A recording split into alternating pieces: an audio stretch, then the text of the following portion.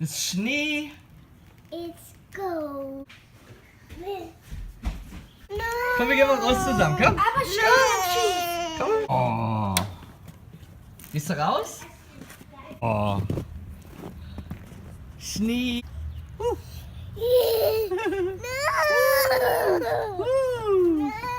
Hey, what's up? This is Shmuley Hoffman from Unter Filmmaker.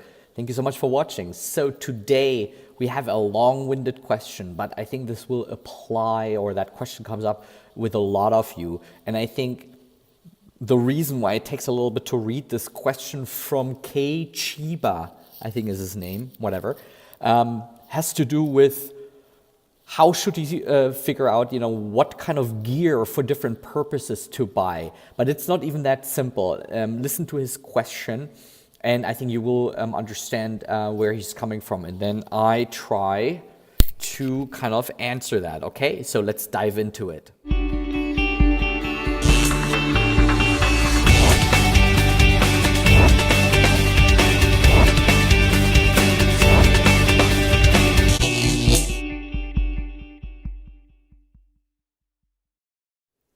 Okay, so he is writing, I've been stuck for months now trying to decide between getting the Canon 5D Mark II, Sony A7R Mark II, or the Sony A7S.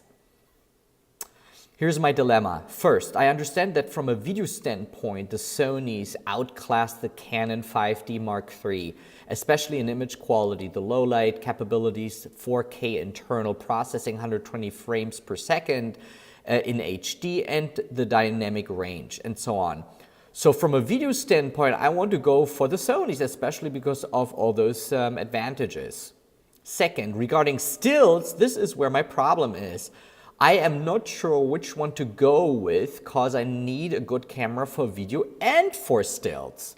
12 megapixel for the A7S Mark II compared over the 42 megapixel with the A7R Mark II and the 22 megapixel that the 5D III has really throws me all over the place. So to sum it up, which camera will benefit me now and in the future, given that the 5D has been out for a few years now and its technology is older? It's clear that I am more in favor to get the A7S II. The big thing is that I need good quality in stills too. Okay, so let's break it down. Before I answer that quite long-winded question, let me quickly get a beer. Isn't that cool, free beer here? So l'chaim, l'chaim. So first of all, let's break down the strengths of the cameras just for everyone, because I'm not sure if that was clear from your question. So basically the Canon 5D Mark III does, or 4 for that matter, does everything quite well, video and stills. That's great.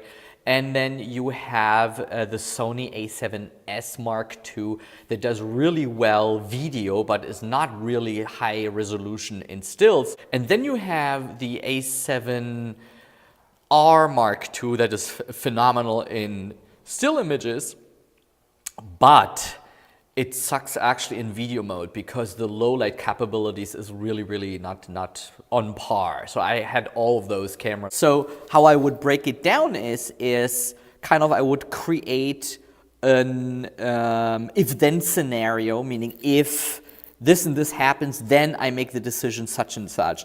And I would base it basically on money. How you kind of are, what is the situation currently in your profession or in your life, how you generate money. Give you an example.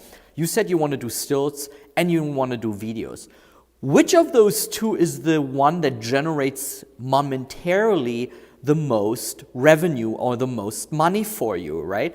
If you make more money right now with your stills, then I would say stills should be the camera, or you should choose the camera that serves you at the moment with your money making, because you need the money in order to move forward, to make a living, but also maybe to save up for the next piece of gear. So I would make the decision based on which of the two, stills or video, I'm making most of my money. It's not about what you would like to do or let's say, which of those two professions you like better.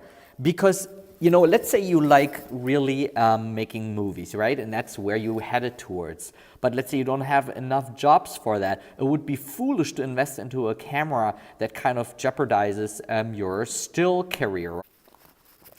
Therefore, I would buy a camera that is, you know, geared, in this case, let's say you are a stills guy, towards stills. And you know what? In this case, the Sony A7R II is a fantastic stills camera.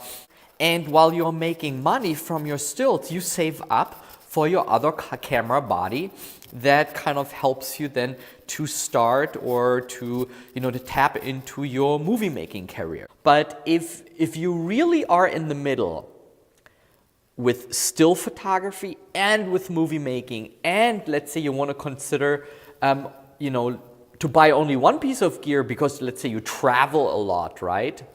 Then I would suggest, or if I would be in your shoes, I would buy the Canon 5D Mark IV in this case. Even though it is not as stellar in certain aspects in the movie making parts, and it's also not really superb in, you know, in creating still images.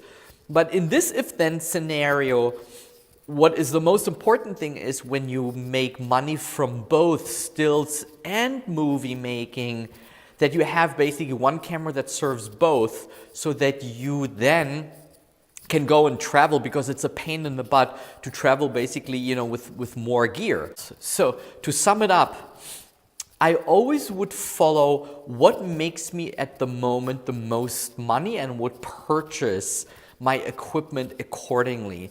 And what I try always to apply then again, what kind of, with the least investment, gets me the biggest return of my investment. So that's how I try to approach to figure out that, you know, I want to also buy the most minimum amount, so that I don't, because the more you have, the more people you need to hire that schlep the stuff around, the more travel costs you have. But what is what Tim Ferriss calls the minimum effective dose of all that, right? What is the minimum amount that gets you still the same results as if you come with a big bazooka gun, right? So that would be my long-winded tip on the matter of how to approach gear purchases. So if you like those type of hacks or tips, however you want to call it, would be ever so grateful if you could subscribe here in the channel on YouTube, or if you want my weekend musings email